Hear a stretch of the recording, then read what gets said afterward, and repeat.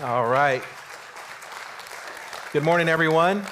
Good to see you guys. I'm Pastor Frank, one of the associate pastors here at Rock Harbor Church. And apparently, you guys see Pastor Brandon's not here. He's on his way back from Prophecy Conference in Vegas. So, like I always say, and I tell myself I'm not going to say it, but I can't resist. If you came to see Pastor Brandon, don't be upset because you get me. All right. So, yes, today is a Sanctity of Life, Human Life Sunday. And for those of you guys that have heard me preach before, I had given you guys my word that every time I was preaching, I would be in the book of Jude. Okay, so I lied, all right? So please forgive me. So today, like I said, Sanctity of Life Sunday, and I could not resist the opportunity to give a pro-life message. Okay, so that's what we're going to talk about today. Now, I must warn you, okay, the topic that I'm about to cover is very sensitive, okay? And as you sit here and you listen to my presentation, you might feel the urge to want to get up and leave, maybe, okay? Because a lot of what I'm talking about might be painful, okay? It might bring back memories. It might initiate in something in you to bring back memories or whatever it is, okay? If that's you, okay, I would encourage you to hang tight, all right? Because there's resources I'm going to share with you guys at the end of this presentation for help, counseling, some post-abortive care stuff, all right? So that's my warning to you guys. Same thing for our online listeners. So with that being said, today's message is geared at equipping you guys, equipping the body of believers, all right, to engage in pro-life conversation, to give you guys tools, understanding, to help better you in your conversations. You might have someone in your family who's pro-abortion minded. You might have a son, a daughter, a granddaughter that has this position. And so I want to give you the tools to address this topic. So that's the focus of today, okay? So yes, it is a very sensitive topic, and it may be painful for some, okay?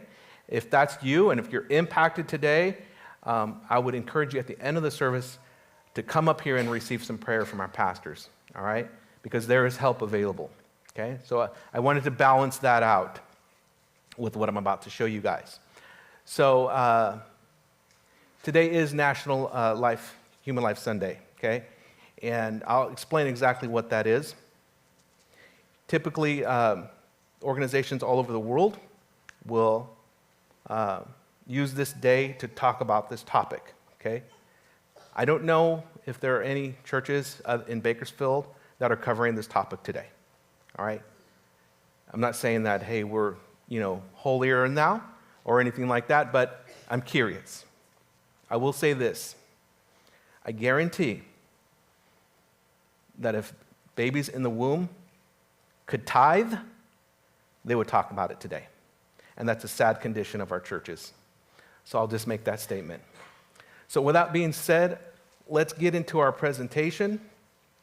Like I've said, I titled this message, Life on the Line, Forming a Defense for the Personhood, okay? And so that's what I'm hoping to equip you guys with today. For those of you who have already been equipped and can have discussions in this topic, hey, this is a refresher for you, okay? So you may be already on board. One of the things that I talk about in my Sunday school classes, when we talk about false religious belief systems, I always encourage the class to say, hey, look, it's not enough just to say, this is bad, and walk away. It's not to say, Islam is bad, and walk away. I want you guys to understand why Islam is bad and be able to articulate that. And we can go through any other false religious belief system, and I want you guys to be, for those who are in my class, this is what I say, I want you guys to be equipped. And I think the same thing applies to this topic as well, is that I want you guys to be equipped to have this conversation instead of just saying abortion is bad, which it is. But I want you guys to be able to articulate why it's bad, okay? And so that's what we're going to talk about today. Let me cover the Sanctity of Life statement today. So on January 22nd, 1984, President Ronald Reagan issued a presidential proclamation designating the third Sunday of January, or close to that day, as National Sanctity of Human Life Day. Pastors, churches, and life organizations across the United States use this day to bring awareness to the attacks that are daily waged against human life through the abortion industry. One of the best ways we can protect unborn lives is by bringing into the light the darkness of abortion and supporting local pregnancy help organizations who daily reach women and families with the message of hope and life. All right? So that's what today is about. So you can mark this on your calendar, right? This is the day that you and I, the church, should be engaged in. All right? It's the third Sunday of every January. And so if you guys saw the video about the crosses, we've partnered with Right to Life since we moved in, because we've had some property, and so that's going to be an ongoing thing as long as we can, right? And so that's our position, and that's why that display is out there, all right? Interesting, right? There's many churches on street corners that could host this, but they won't do it, all right? Because this topic right here is not talked about much, okay? It's glazed over, it's glossed over. So again, this is a tough message I'm about to present to you guys, but it's necessary, okay? Because trust me, I would rather be talking about something else, okay? But if I were to do that, I would be disobedient on my part, all right? That's what the Lord has impressed upon me, okay? So let's look at this, right? I'm going to get you guys some, I'm going to give you some information on, I'll call them rebuttals, okay? I'm trying to stay away from the word argument, because an argument to me is like someone yelling and screaming at each other, right? I want to equip you guys with some rebuttals, okay? Because when you engage in these conversations in your workplace, if it's possible, in your family, wherever you're at, I want you guys to be able to present this in a cool and calm way, right? And without emotions, right? Even though you might be passionate about this topic, it's important to keep your emotions in check. And I'm preaching to myself, right? Because I can tend to be that way, a little, passionate about something, and my emotions might come out. But I've got to remind myself, hey, let's stay grounded and speak to the facts here and have a good conversation about this topic, okay? So, there's an argument. There's an argument I'm going to show you guys. It's called a syllogism. Syllogism. And it's not always a best way to argue stuff, right? But in this case, it is. All right? And so this is what we're going to use to make our claim, to prove our position. I'm going to show you guys here in a minute. It's 3 parts, okay? I'm going to show you the first part here. And this is what you would present to somebody. It is wrong to take the life of an innocent person, right? And when you engage with somebody, you would ask them, is it wrong to take the life of an innocent person? Their answer should be yes, right? Unless if they're crazy, okay? And I use an example here. If you guys remember back in December, this guy ran his car through a Christmas event in Germany, and he killed folks, injured a bunch of people, kids. I think a child was killed. Innocent human being, right? Just being festive. Enjoy the festivities, right? And the people get killed. They're innocent. Okay, they didn't commit any crimes. Okay, I'm talking about legally innocent. Okay? And when I say innocent, there's a spiritual component here as well. Okay? Children, right? Children, although are innocent in the eyes of the Lord, they are born with the sin nature, okay? Like we all do. But the sin nature a baby, a newborn, cannot transgress the Lord, right? Their condition of their birth is not a transgressor, okay? Now, when they get older, obviously, especially in their teenage years, they get a little bit transgressy, right? But a baby cannot transgress the Lord, all right? Yes, they have a sin nature, okay? But all a child and baby wants to do is make sure themselves are fed, a dry diaper, and most likely their mom, right? Those are the things. It's not sinful to want those things. I heard a little baby crying just a few minutes ago. It's a good thing, right? The baby's telling us something. It's not that they're manipulating to get what they want and that a baby would kill you if they could, some crazy stuff people have said. I'm serious, people have said that. And so anyways, that's a whole other side topic. So innocence, I'm talking about someone who's innocent, right? Have not committed any crimes, okay? So it's wrong to kill an innocent person, take their life. And then here's another example we look at least 14 killed. This was in New Orleans. Being festive, right? Innocently not breaking any laws, okay? They're innocent, right? So it's wrong to commit these kinds of acts. Today is really a commemorative day as well because we see that there's 3 hostages released from Hamas to Israel. They're now in the hands of their IDF, right? They're home, so to speak. They were innocent, just going about their day, right? And their lives were interrupted by horrific terror attack, right? And so, again, you see that it's innocent. Those things are wrong, and we should call those things out if they're wrong, right? And so I would say this, right? You say, is it wrong to take a life to someone you might be engaging with? Yes, innocent life, right? Okay. So abortion takes the life of an innocent person, right? So if you and I, we understand this. We get this. But if we present this to somebody who's a pro-abortion minded, they might have some argument to this. And we'll show you I'm going to show you how to address this a little bit later. So you and I understand that abortion takes the life of an innocent person. Okay, can we all agree that? Yeah. Therefore, since abortion takes the life of an innocent person, abortion is wrong, right? And this is how we're able to establish our foundation, our position, okay? But I want to show you guys. I'm going to show you guys here a video here in a moment. And I'm showing you this because I want you to see what pro-abortion minded people, the level of degree that they're at, okay, in their thought process, all right? Obviously, there's a spiritual component to this, and it's evil, okay? But in the reasoning portion, I want you to see exactly what's going on. But here's the thing, right? You're able to convince somebody that the baby in the womb is a human, right? And you convince them of that, and you're like, okay, yes, I agree to that, but it's not yet a person, right? Most pro-abortion-minded people will agree on the first 2 points previously stated. However, they will argue that a baby in the womb is not yet a person. So that's why I've named this, what we're talking about is making a case or arguing for personhood. Isn't that something that we have to make a case for personhood in today's age, right? But we do. Let me show you this video here. And this makes the point of what I'm saying. That way you're not hearing it just from me. This is Lila Rose. She's doing an abortion debate.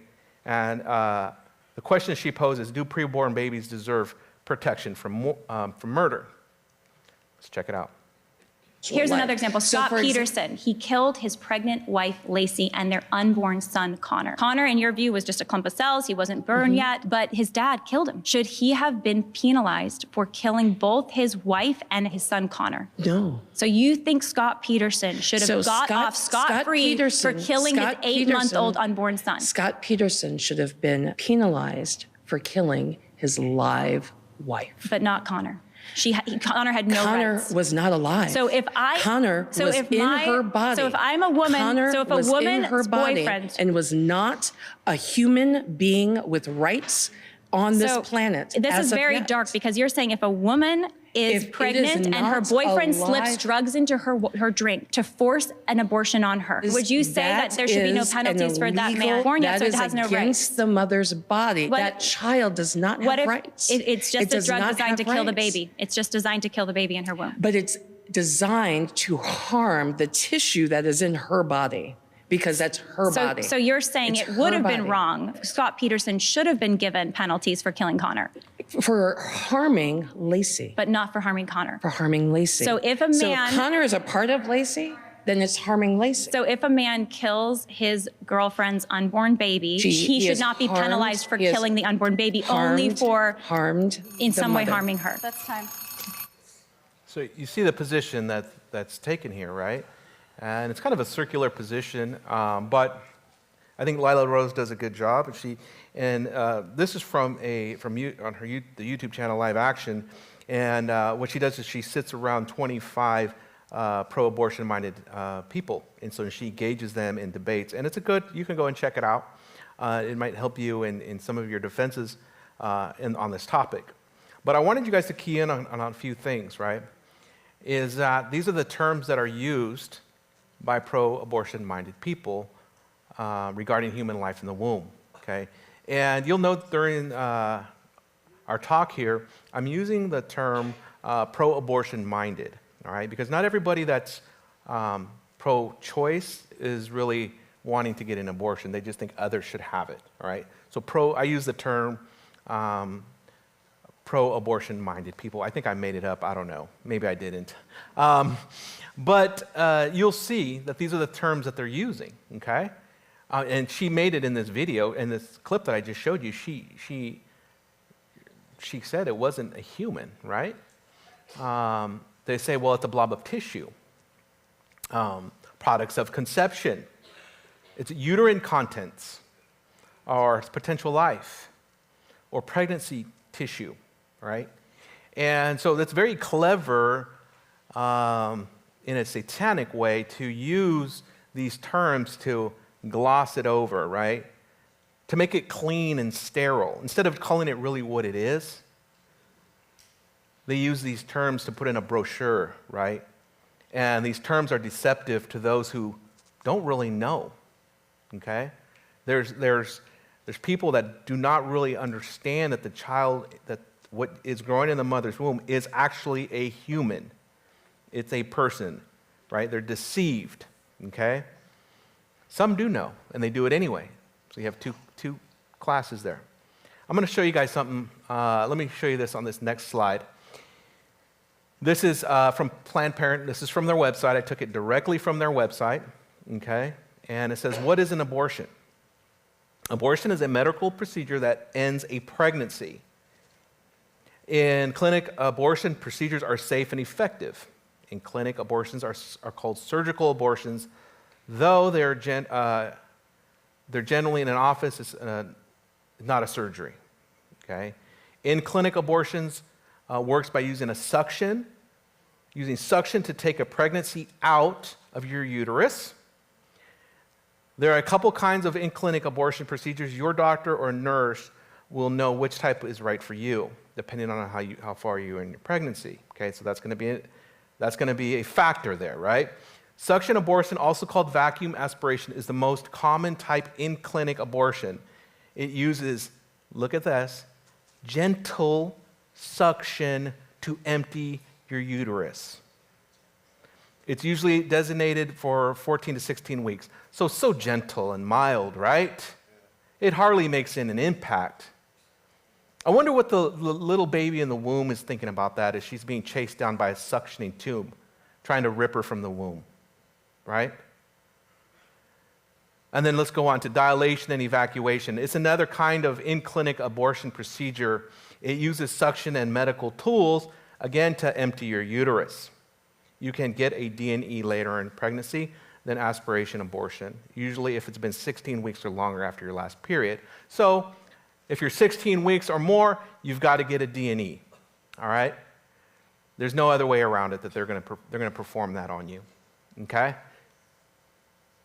I'm going to show you a clip. And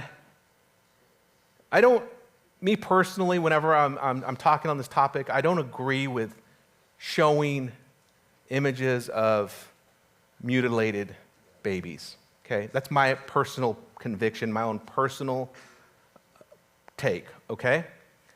So I won't show those things in public because to me, that's an image bearer.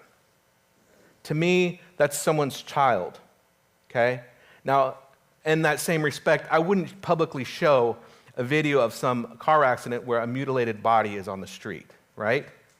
So that's how I justify that in my mind. And you can have your own opinions on this. I would show a video to somebody if I was engaging them personally, but not in the public, okay? I think there's a time and place for that. So during this presentation, I am not going to show you mutilated bodies, all right? That's just not me, okay? But the clip I'm about to show you, let me cue it up here. The clip I'm about to show you is a former abortionist. Her name's Dr. Kathy Altman, okay? And she's done abortions. She's no longer an abortionist. She is now on the pro-life side, all right? And so this interview is a panel with Lila Rose in the middle. You have 3 ladies who had abortions on one side. You had 3 doctors on the other side who are ex-abortionists, okay? So that's the backstory on this clip I'm about to show you, and the other clips I'm going to show you I've pulled from this interview, all right, or this panel. So what's going to happen here is she's going to describe what a D&E is. And it's vivid. But here's the thing, she does it in medical terms. All right? So I want you guys to check this out. Can you just explain briefly what a D&E abortion is? So a D&E, or as it's also called and is more descriptive, a dismemberment abortion, during that, usually you have to dilate the cervix ahead of time, usually the day before, with some laminaria, something that will expand the cervix. And then you go in with a suction tube to remove the fluid and bring the baby down lower into the uterine cavity so that you can then reach in with a forceps and with a clamp, and you just try to grab whatever you can grab and pull and twist, and the cervix is smaller than the baby, so the baby will be held back, and as you pull, you can pull off an arm or a leg, and once you've gotten all the arms and legs, then you try to go back. And I always tried to get the head next, because if you got the thorax and pelvis and just left the head, you have this little round ball that's trying to get away from you. So I would try to get the head, and as Dr. Levatino has described in the past, you know when you've gotten the head because the white brains leak out, and then you know you've gotten it. And then you just try to make sure you get the placenta and put all the body parts together. It's graphic, right? It's tough. I'm telling you, I told you I'd rather talk about something else today, right? But this is important for us to understand what is the actuality of the reality of it. They don't say this in a brochure, right? In the Planned Parenthood brochure or website, they don't explain what they're doing because it's wrenching. I can see your guys' expressions. It's wrenching, right? Horrible. Think about if they put this truth on a brochure. Did you know that Planned Parenthood won't even engage in debates? Did you guys know that?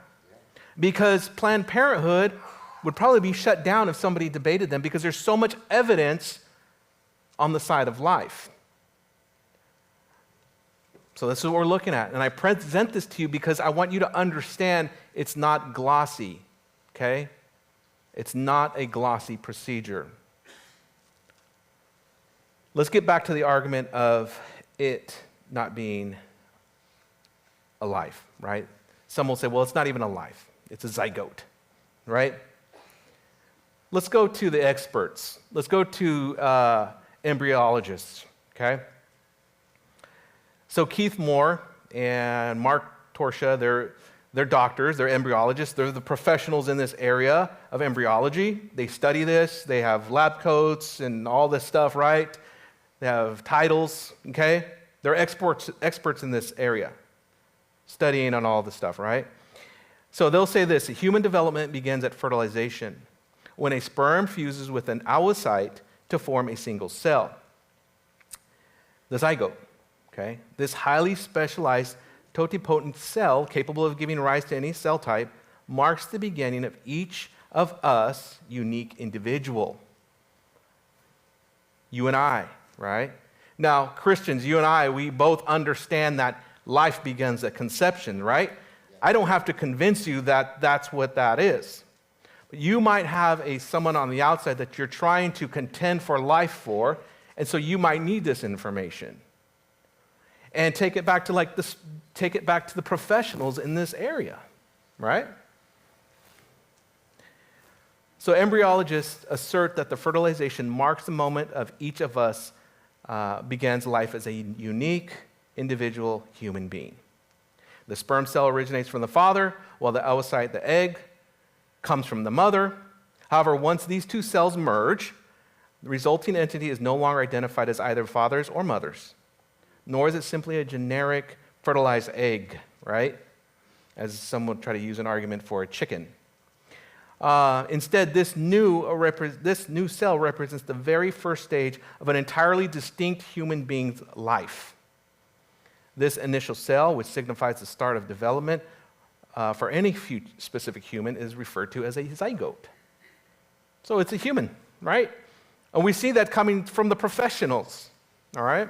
Again, like I said, you and I, we understand that life begins at conception. Let's look at this zygote, all right?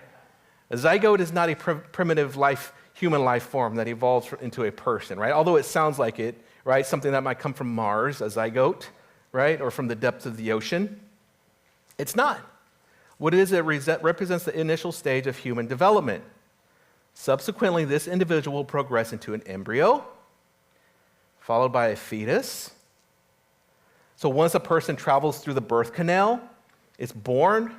They're referred to as a newborn. After approximately a year, they'll be labeled a toddler, or a couple years, it'll be their terrible twos. Then transitions into a child and an adolescent, and then a teenager who wears a hoodie all the time. And then into a young adult, middle-aged, and then eventually elderly, right? That's the spectrum of life, guys, and it begins right at conception. And again, you and I, we get this, right? But when we're presenting to somebody who might be pro-abortion minded, we might need this information to share with them and try to convince them, right? So let's say you got it up to that point. You're engaging with somebody and they're open and you might have some footing in your position and you might be able to convince them to say, yeah, you know what, you're right. Okay, I'll give it to you. It's a human. It's a human, right? But it's not yet a person, all right? And that's the position that most people hold these days, is that, yes, they'll admit it's a human in the womb, but however, it's not yet a person. Therefore, the human does not have basic human rights, specifically the right to live. And so what's been created here in our society is that, yes, it's a human, but it doesn't have rights yet, okay? I'm going to show you a video here. And this is, again, from the same segment of the YouTube episode that I'm pulling this from. And this is another doctor. His name Dr. Levatino. He's an ex-abortionist, and he's going to describe his view on the baby in the womb. Let's check it out. Could you see that those were babies? I can answer that for myself. I cannot speak for any other abortionist in the world. Did I know those were human beings? Absolutely. I didn't care. I did not care. I used to make $800 in 15 minutes doing a D&E abortion. And I was dedicated. This is, I tell people, some people say they're pro-life or pro-choice. But when you're a gynecologist and you say you're pro-choice, this isn't some vague political position. You have to decide whether you're going to do those abortions. And I did. I was dedicated to it. And you can rationalize it 1,000 ways. I'm the hero here. I'm being a great doctor, taking care of her problem and all of this. My wife and I had struggled with infertility. We were able to adopt a little girl we named Heather. Subsequently, my wife did get pregnant very quickly after we adopted our daughter, but exactly 2 months from my daughter's 6th birthday, she was killed in an auto accident. And I don't remember how long it was after her death, but I showed up at the hospital to do a D&E abortion. Wasn't thinking of it as anything special. This was routine. Put that Sofer clamp in, ripped out an arm or a leg, and just stared at it in the clamp and got sick. But once you start an abortion, you can't stop. You have to get 2 arms, 2 legs, and all the pieces. Because if you don't, your patient will come back infected, bleeding, or dead. So I finished that abortion. I said earlier that I didn't care, and I didn't care. It wasn't that I suddenly saw unborn babies as human beings. I always knew they were human beings. But this was something different. For the first time in my career, after all those abortions, I looked. After everything what we were going through, losing a child, I looked. I really looked at that pile of body parts. And I didn't see her wonderful right to choose, and I didn't see what a great doctor I was helping her with her problem, and I didn't even see the $800 cash I just made in 15 minutes. All I could see was somebody's son or daughter. That was the change. That was the change right there. Now, I didn't stop doing abortions right away. I knew why I felt bad, and I'll get over this. So I soldiered on for months after that. But once you see, for me, it wasn't, well, this is a human being. It wasn't that at all. It was, this is someone's son or daughter. That was the change that eventually got me out of the abortion business. So you see, the change in him was identifying that it was a person.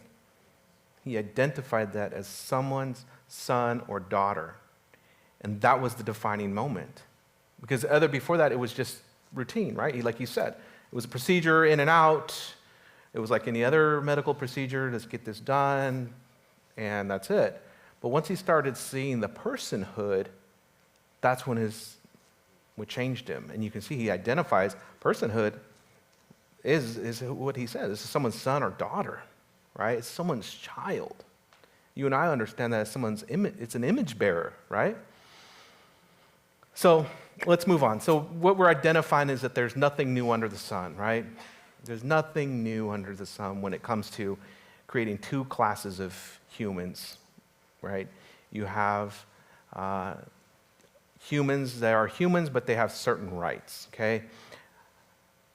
So Satan is very crafty, and he keeps repeating and repackaging his stuff. So if you look, like the slaves, they were treated in ancient Rome, they were treated like livestock. Native Americans, they were treated like savages, subhuman under colonial power, right? And then we have the atrocious acts of slavery in the U.S., where people were treated as property, right? They were human, but yes, they were property. Jews labeled as subhuman by Hitler, okay? And I think Hitler even dehumanized them all the way completely and said they weren't even people, right? And so once you start to dehumanize a group, then it's easier to commit atrocities towards them. And so we're seeing that exactly in this movement as well. As they dehumanize the baby in the womb, it's easier to commit atrocities towards them, right? So let's look at this worldview. This is the worldview that not all humans are persons, concludes that there are 2 types of humans, like I've been talking about, those who are permissible to kill and those who are protected by rights or laws, okay? Now, I'm not talking about war. I'm talking about war is different, right? There's laws in warfare, okay? I'm talking about a regular killing, okay? So this is what's been established in society if we looked through history, right? But today in this movement, what's been established is that those who are permissible to kill is those who are inside the womb. Those who live, whose lives are protected by rights or laws, are those who are outside the womb. Okay, and so we'll look at these. We'll look at some rebuttals to this. Those who are permissible to kill. That's what our focus is today. But that's exactly what's been established. All right, and so again, you may have somebody in your position. You're like, yeah, yes, they're a human. I agree, but they just don't. They're not a person, and they don't have rights. All right. And they'll use these argumentations here. This is a pro-abortion-minded people will argue that humans are not in the womb because of their size, level of development, environment, and degree of dependency, okay? They might not come out and say all these at once. They might use one position. They might use all of them. They might, who knows, right? Where they're at, okay? But they'll use this argument here. An embryo is not equivalent to a born human. They're too small, and they don't resemble a baby. So therefore, if it doesn't look like a human, then it's not really a person, right? But earlier on, I just showed you that it is a person, right? Just because we change through growth and stages doesn't change who we are. Not only their size, but their level of consciousness, their plans, desires, thoughts, feelings, ability to communicate, perception, and relationships. They're not able to have any of those things, therefore they're not yet persons, okay? So just because they're conscious, right? Their conscious level that they perceive that they're not conscious because they're in a womb, and then it is okay to kill them, all right? Or they don't have plans or desires or thoughts. They don't think, so it's easier to kill them. Or they can't communicate. There's no perception, or there's no relationships, right? Here's another one. Simply because they cannot live outside of another human, they're not a person, right? Because they're attached to the mom, they're not a person. And then the last one here, the degree of dependency, they're not viable and do not possess the ability to live apart independently from their mom. No, that is true. And we'll look at that, right, in some aspect, right? Let's look at this. This should be our response, okay? Our response to pro-abortion-minded people. I want to share with you guys that this response here was created by Stephen Schwartz. He developed this acronym. It's called SLED, okay? You can jot this down. You can remember it, however your mind is, right? SLED is this. Size, right? Size is not an indicator of our value, okay? And I was talking to Mike this morning. He's our tallest man in our congregation, nearly 7 foot. If I lined him up next to somebody who was maybe 4 foot, we wouldn't value Mike over the shorter person, right? We wouldn't. They have equal value. They're equally created in the image of God, right? So we can't use that as a faulty argument to use that, well, because they're so small, then they're not really qualified as a person. So at that case, like who decides that then? If we take that mindset and say, well, it's based on size, then who gets to decide who lives and dies in the society, right? The taller people live, and everybody under 4 foot, they get killed? No, we can't. We can't. That's not logical, right? Here's another one. Consciousness was one, right? It was an argument. Well, they're not conscious. They don't really feel anything. Or they're asleep, right? Well, we all fall asleep. Falling in and out of consciousness, right? We all do that every night. Most of us. We should, right? But just because we fall asleep doesn't mean that it's legal to kill someone, right? So if your husband falls asleep, you can't hit him with the frying pan and be like, well, he was unconscious, so I killed him, right? That's illegal, right? So we can't use that argument that just because they're unconscious that they can be offed, right? Another one, think about this. You get in a car accident, you're in a coma. Guess what? You're unconscious. Oh, well, let's just kill him, right? That would be the same argument. One of the other ones is relationships, that they're not able to have a relationship. Well, I would argue that they already are in a relationship with their mom.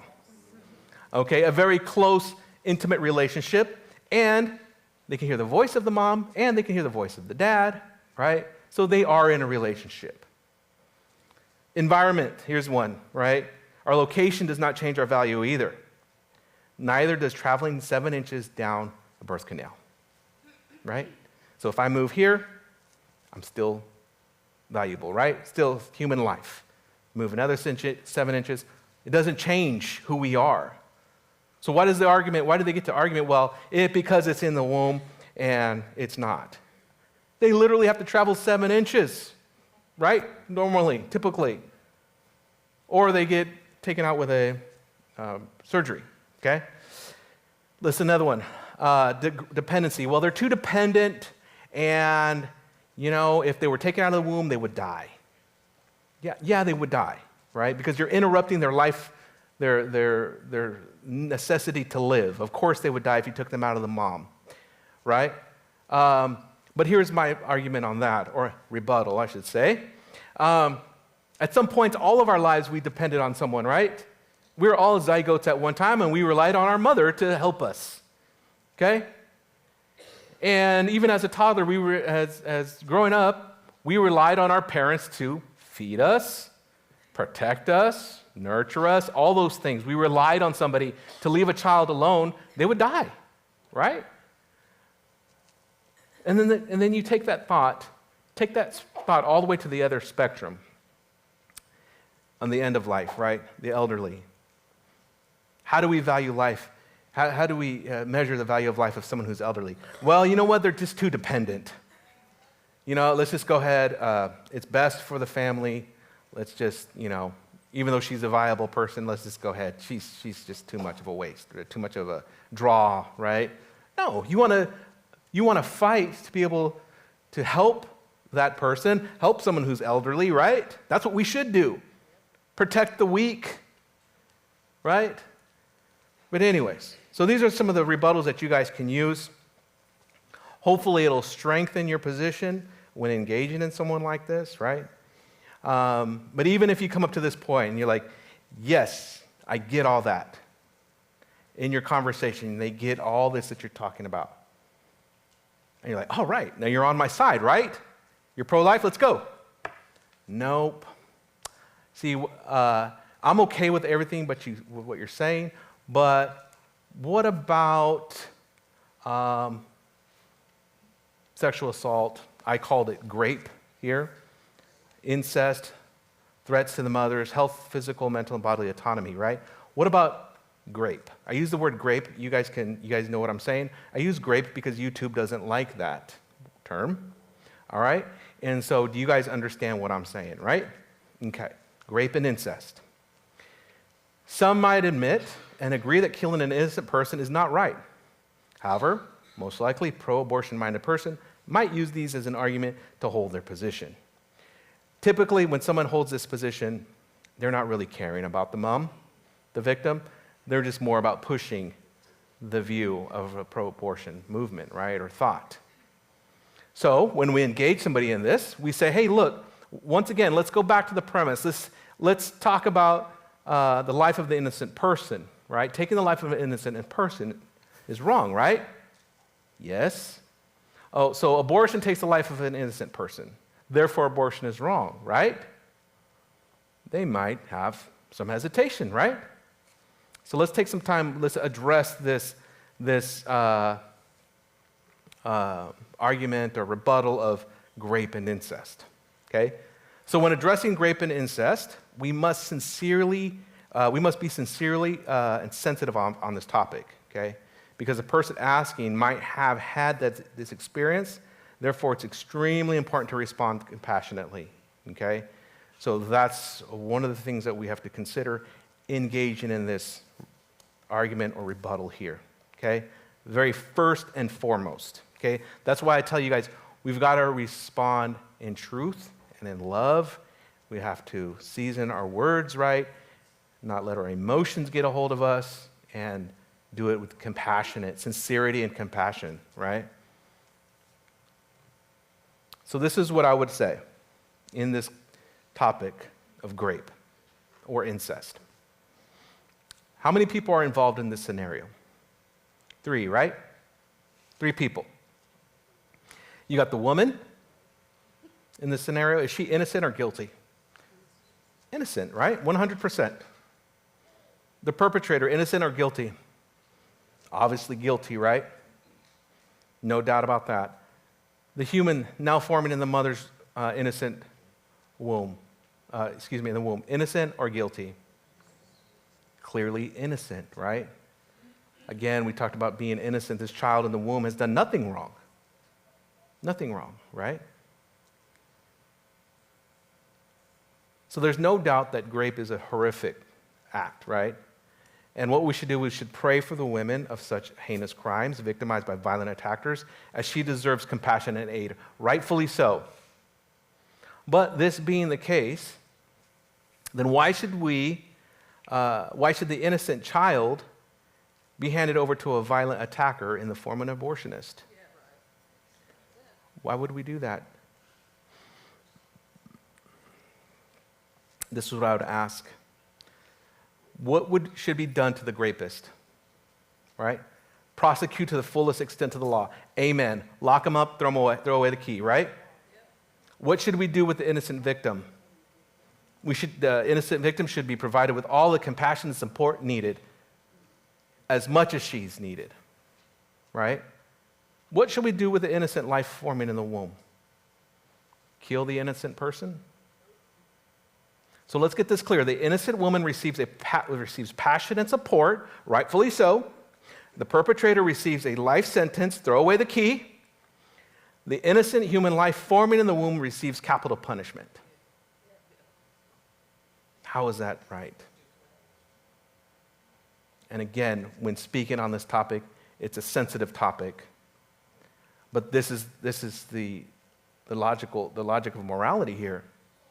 We're going to issue capital punishment to a child that had no say in the matter, okay, in being conceived. And this right here, this topic, we can go a lot down deeper, but for the sake of time, we'll leave it at this because there's other avenues when talking about this, right? There's much more to be said. But for the sake of time, let's move on. Here's another one. Threats to a mother, right? Pro-abortion-minded people will use threat to a mother to justify killing a person in the mother's womb. The argument of ectopic pregnancies, economics, family, emotional health are elements of this argument. So let's take a look at each of one of these. Ectopic pregnancies. This is going to be the one that a lot of, they'll push healthcare, right? Abortion is healthcare. In some cases, ectopic pregnancies can be life-threatening to the mom if the pregnancy continues. This is true, okay? This is proven. Ectopic pregnancies occur when the newly created life does not move down into the uterus and implants itself into the fallopian tube and begins to grow there. So the baby is not growing in the right spot, right? It's growing in the fallopian tube. So now there are cases that a child and a mother can survive ectopic pregnancies. However, the odds are about 3 million to 1. So those are not good odds, right? Therefore, to treat this condition, the human embryo must be removed to save the life of the mother. The purpose is not to intentionally kill the baby, since death is inevitable for the child. Okay, because if the child continues to grow in the fallopian tube, the child's life will end. And it will end the life of the mother. Okay? So the attempt is not intentionally to kill the baby. So since death is inevitable for the child, it's attempt to save the mother's life instead of losing both, right? And so maximizing the preservation of life is the moral thing to do, all right? And obviously that would be a tough decision to make, but it is the moral thing to do. So abortion, this is how we separate the two. Abortion is intentionally killing a human. Treating ectopic pregnancy does not. So that's what divides the two. Let's look at economics. The fear of economics are often used to justify abortion. Yes, bringing another life into this world will impact your economics. There's no doubt about that. However, this does not justify killing your baby. There is no difference in the value of a child, whether he is 6 months in the womb or 6 months out of the womb. Let's look at this, and you could use this rebuttal. If a man lost his job or is experiencing financial hard times, would he be justified in killing 1 or 2 of his offspring to relieve the economic pressure of his children? Absolutely not, right? That would be a psychopath murderer. To think, well, yeah, I lost my job, so, groceries are high, I had to off 2 of my kids, but that's okay, right? And, we chuckle because it's absurd to think that this mentality is real, right? So let's move on. Family and emotional stress. This is one, right? The pressure of family. Well, my mom and dad are going to kill me, okay? And none of us like to see others in emotional stress. That's just part of our nature. Most of us, right? Some of us are just hardened and have no heart, right? But most of us do not like to see people in emotional stress. So at this point, this is an argument used to drive emotional responses. And this is where pro-abortion-minded people find the opportunity to solve the mother's problem in disguise of health care, right? They come along with this glossy brochure or website. I've got a resolution for your problem, and it's clean, it's sterile, there's no issues afterwards, none at all. Oh, you won't get depressed, or maybe abuse alcohol or depression or have any of those things later on in your life. It's totally fine, and it's your choice. You deserve this. This is your right, right? It's all deception. Here's the last one on this topic here. This is a very popular one, my body, my choice.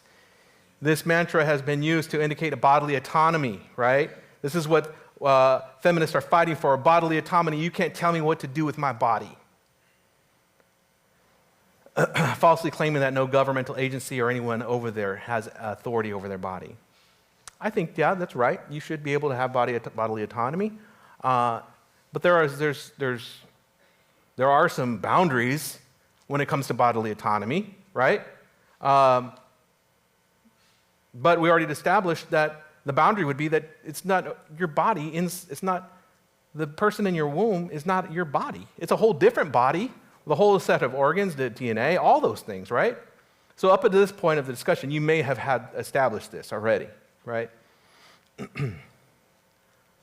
Let's look at this. This could be your rebuttal. What to extent do we have bodily autonomy? We can't. Can we use the same argument when it comes to illicit drug use? Well, it's my body, my choice, right? I should be able to ingest heroin, I should be able to ingest fentanyl, I should be able to do any of those things, right? My body, my choice. Actually, it's not. It's illegal. Those things, those illicit drugs are illegal, right? What about drinking or driving? My body, my car, my choice, right? Why not? Well, because the risk of drinking and driving risks innocent human beings that you might kill. Therefore, it's illegal to drink and drive. Here's one that's that's hypocritically, right? This argument was not legitimized during the pandemic. Do you remember that? They're all about my body, my choice, but when it comes to getting the vaccine, nope, you better do it. What about my body, my choice? Nope, you better put a mask on. You're vaccinated, I'm not. Aren't you saved? Still got to put a mask on. You see the hypocrisy there? It doesn't make sense, right? And so that's just the narrative of Satan. He is the author of confusion and lies. And that's exactly what we're seeing. I've got one more clip for you. This is again from Dr. Levitino, and he's going to give some thoughts on somebody considering abortion, okay? This guy right here, I focused on him during this, because he just seems kind of like out there. He's giving the information just abruptly, but I did want to share this with you. Let's check it out. If you're pregnant and if you're thinking about an abortion,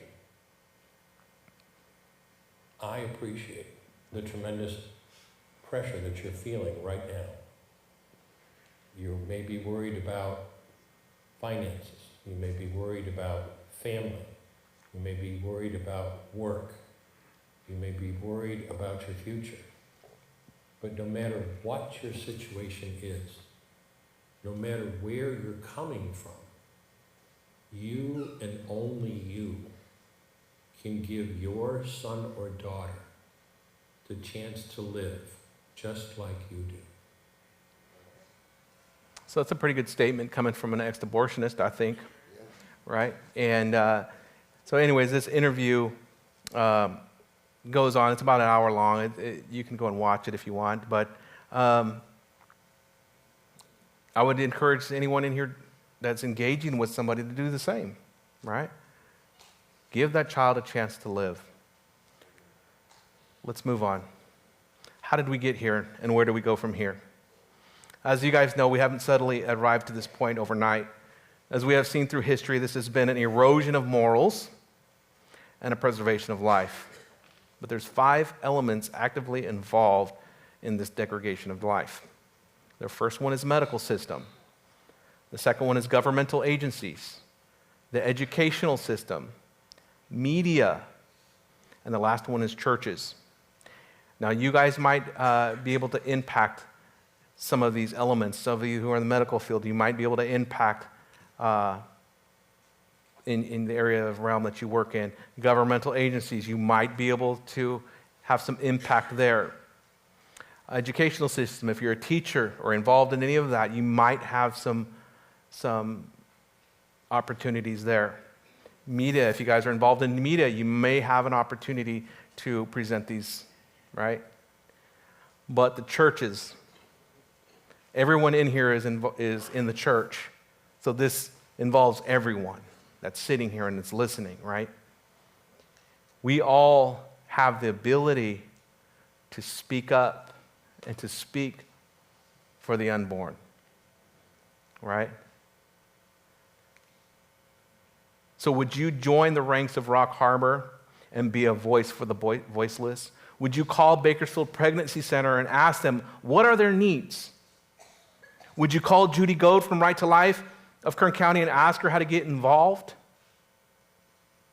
Would you contact our Embrace Grace Ministry, our Three Hearts College group? Would you contact a White Rose Resistance and tell them that you want to get involved?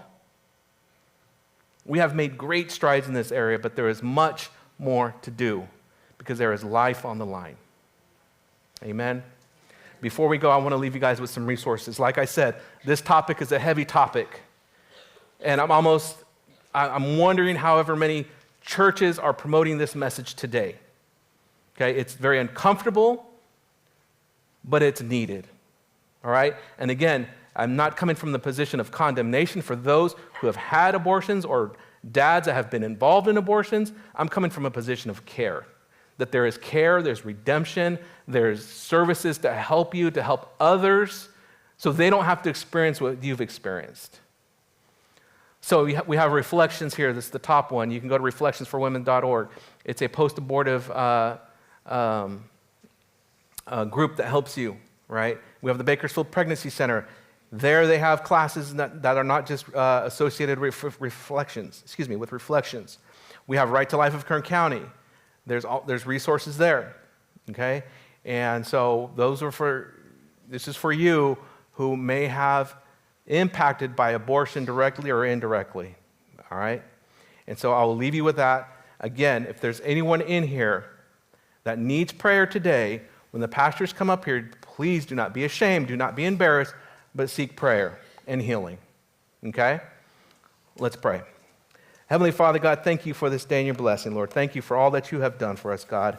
And Lord, I'm just so thankful, Lord. Thankful for your truth, Lord, and for your word. I pray, Lord, that what we talked about today would impact those around us, Lord, that we'd be equipped to contend for the real lives that are at stake.